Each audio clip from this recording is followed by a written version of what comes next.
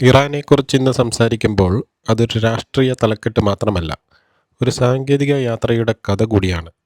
പ്രത്യേകിച്ച് കഴിഞ്ഞ കുറച്ച് മാസങ്ങളിൽ ഇറാൻ എഞ്ചിനീയറിംഗിലും സ്പേസ് മേഖലയിലും കാണിച്ച മുന്നേറ്റങ്ങൾ ശ്രദ്ധിക്കേണ്ടതാണ്. ആ കഥയൊന്ന് കേൾക്കാം. ഇന്ന് ലോകത്തിലെ വലിയ നിയന്ത്രണങ്ങളും സാമ്പത്തിക ഉപരോധങ്ങളും നേരിടുന്നൊരു രാജ്യമാണ് ഇറാൻ.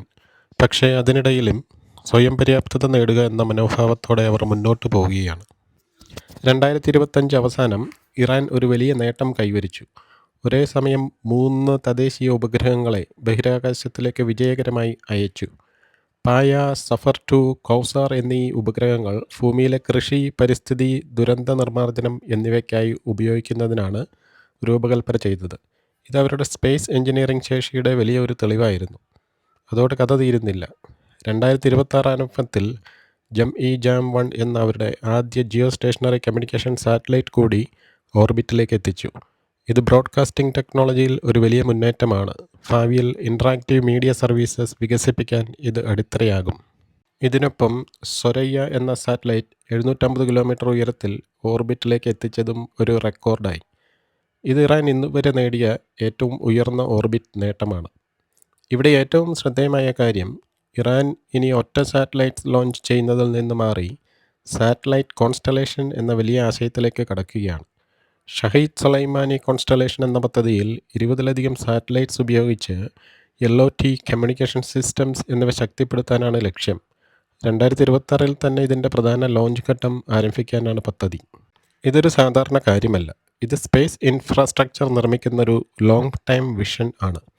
ഇതോടൊപ്പം പുതിയ സ്പേസ് പോർട്ട് ചാബഹാർ 2026 ഓപ്പറേഷണൽ സ്റ്റേജിലേക്ക് കടന്നിട്ടുണ്ട്. ഭാവിയിൽ മറ്റ് രാജ്യങ്ങളുടെ സാറ്റലൈറ്റ്സ് പോലും ഇവിടെ നിന്ന് ലോഞ്ച് ചെയ്യാൻ കഴിയുന്ന രീതിയിൽ ഇത് വികസിപ്പിക്കുകയാണ്. ഈ മുഴുവൻ കഥയിൽ ഒരു പ്രധാന ട്വിസ്റ്റ് ഉണ്ട്. ഇവയെല്ലാം നടക്കുന്നത് ശക്തമായ അന്താരാഷ്ട്ര സമ്മർദ്ദങ്ങളും സാങ്കേതിക നിയന്ത്രണങ്ങളും ഉള്ള സാഹചര്യത്തിലാണ്.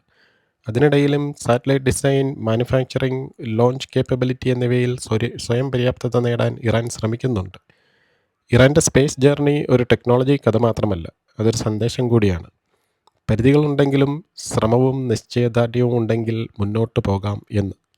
പക്ഷേ അതോടൊപ്പം ലോകം ചോദിക്കുന്ന മറ്റൊരു ചോദ്യവും ഉണ്ടാകുന്നു. ഈ ടെക്നോളജി മുഴുവൻ സമാധാനത്തിനായി മാത്രമോ അല്ലെങ്കിൽ ശക്തിയുടെ രാഷ്ട്രീയം കൂടിയാണോ എന്ന്. അതിനിടെ ഇറാൻ വ്യക്തമായി പറഞ്ഞു, ഹോർമസിൽ ഞങ്ങൾ പുതിയ പദ്ധതി ആവിഷ്കരിക്കും, അത് അമേരിക്കയെയും ഇസ്രായേലിനെയും പൂർണ്ണമായി ഒഴിവാക്കിയായിരിക്കും എന്ന്. മറ്റൊരു പ്രധാന കാര്യം ഇറാൻ വ്യക്തമാക്കിയത്, ഇനി അറബ് മേഖലയിൽ അമേരിക്കൻ സാന്നിധ്യം വച്ചുപൊറുപ്പിക്കില്ലെന്നും അവരുടെ സഹായമില്ലാതെ അറബ് രാജ്യങ്ങൾ സംഘടിച്ച് ശക്തമായ ഒരു ഐക്യമായി മുന്നേറണമെന്നുമാണ്. കഴിഞ്ഞ ദിവസം ചൈന ഇറാന് പുതിയ എയർ ഡിഫൻസ് സിസ്റ്റം ഒരാഴ്ചയ്ക്കുള്ളിൽ കൈമാറുമെന്ന് പറഞ്ഞു.